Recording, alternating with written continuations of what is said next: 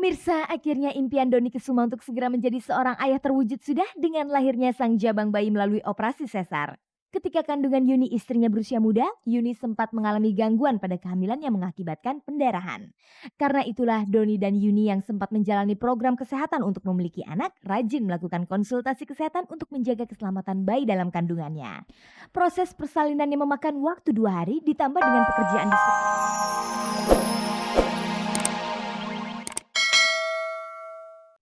Selamat sore pemirsa, jumpa lagi dengan saya Fani Rahmasari dalam tayangan paling bergengsi, Cek dan Dicek. Inilah tayangan infotainment yang akan membuka cakrawala Anda tentang kehidupan selebriti.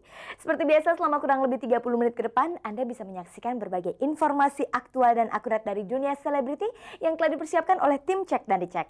Nah pemirsa, jangan kemana-mana dulu sebelum Anda menyaksikan tayangan paling bergengsi ini.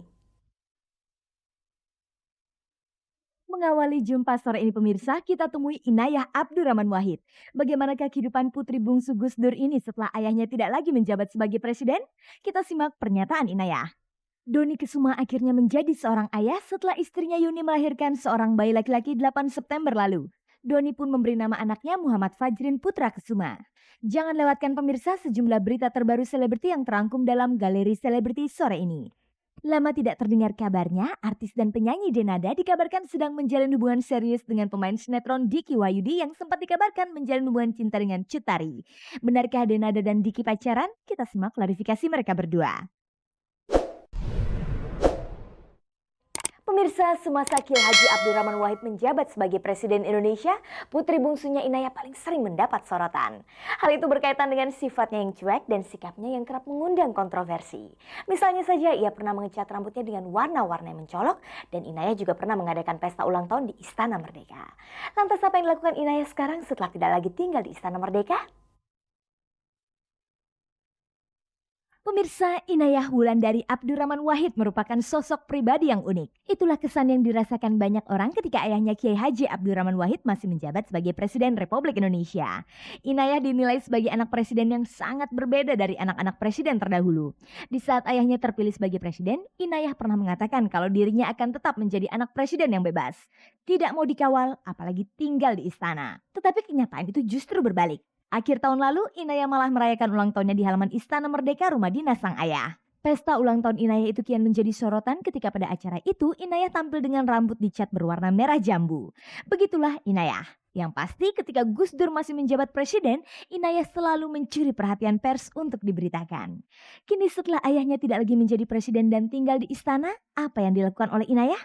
Cek dan Dicek menemui Inayah di acara resepsi pernikahan anak dari Marta Tilaar, pengusaha kosmetika terkenal. Inayah datang bersama ibunya Sinta Nuriyah. Tentang perasaan yang kini tidak lagi tinggal di istana presiden, Inayah mengungkapkan. Ya bebas sama aja sih, sama-sama itu kayak cuma pindah rumah aja. Pokoknya kita intinya ya menunjukkan aja bahwa bahwa dengan kemarin Bapak di-impeach gitu bukan berarti kita jatuh gitu loh. Kita akan berjuang terus. Apakah Inayah kini merasa hidupnya lebih bebas dari sebelumnya? Paling cuma karena ada pengawal aja. Itu pun saya nggak ngerasa dikekang ya, karena pengawal saya orangnya asik banget. Lebih kayak teman jalan segala macam dan kita masih sering jalan bareng gitu. Jadi ya masih sering sama dia gitu loh. Meski kini Inayah telah kembali tinggal di rumah orang tuanya di daerah Ciganjur, Jakarta Selatan, namun toh Inayah pernah sempat mencicipi rasanya tinggal di istana sebagai anak presiden hampir 3 tahun lamanya.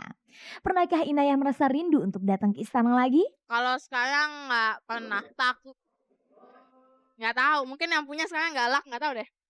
Belum ada ide aja untuk main ke sana. Mau ngapain? Tapi saya sebenarnya pengen ketemu bangsanya kayak pas pampres gitu-gitu, pengen banget.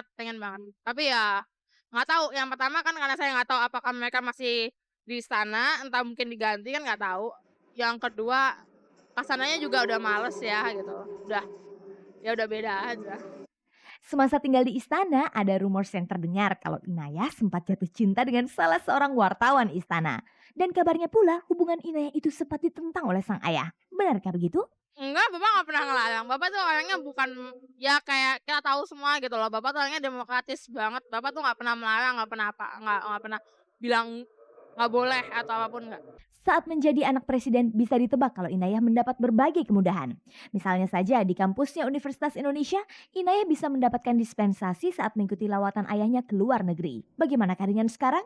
Dari dulu kampus tidak pernah memberikan apa ya, karena jadi anak presiden atau segala macam hanya dikasih enak, enggak, sama aja. Kalau saya nggak lulus ya nggak lulus, kalau dapat nilai B ya B, kalau A ya A, kalau E ya E. Bagi Inayah, meskipun saat ini ayahnya tidak lagi menjabat sebagai presiden, tetapi Gus Dur masih tetap berjuang untuk kemajuan negara. Perjuangan seperti apakah yang dilakukan oleh ayahnya yang dimaksud oleh Inayah? Perjuangan Bapak itu kan bukan hanya karena dia jadi presiden aja gitu kan. Bapak tuh selalu berjuang dari dulu gitu loh. Jadi Bapak yang meneruskan perjuangan. Mau jadi presiden nggak jadi presiden tetap aja berjuang.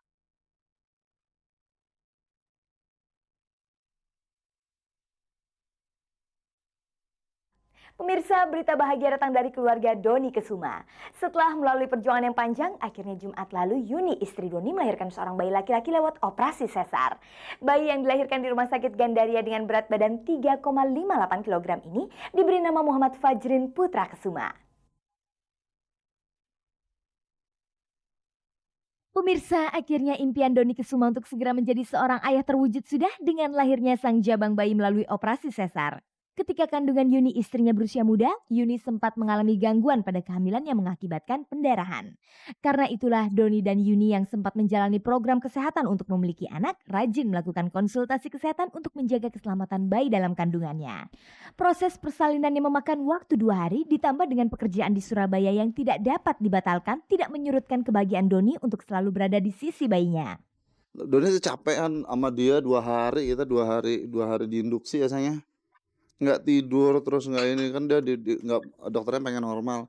Akhirnya pas dia lahir terus ngeliat dia kayak gini udah senang banget malah ya.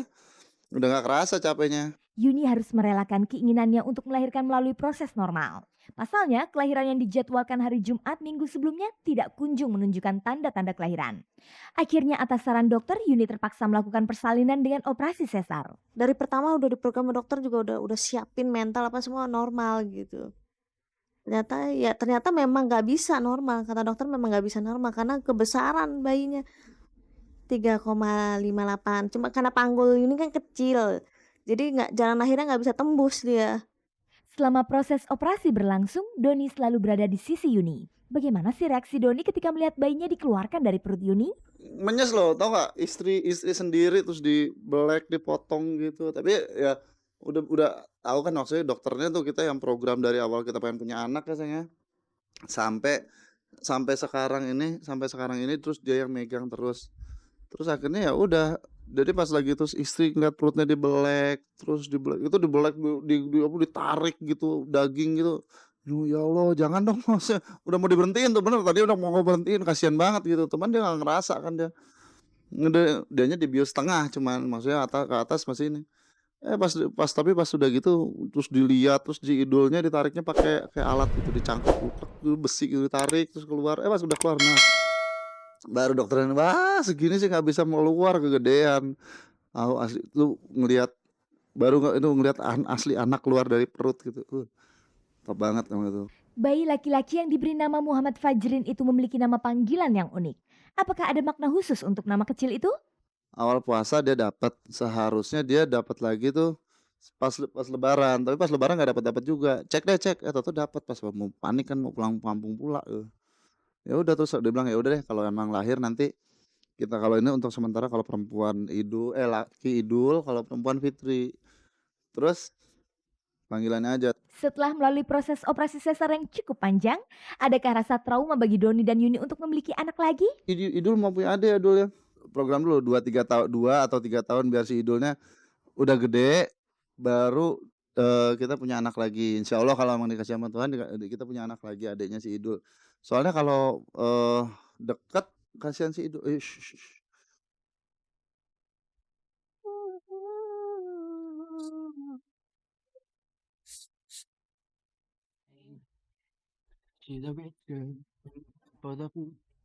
Pemirsa, berikut ini kita simak kilasan informasi terbaru dari para selebriti yang telah dihimpun oleh tim Cek dan Dicek.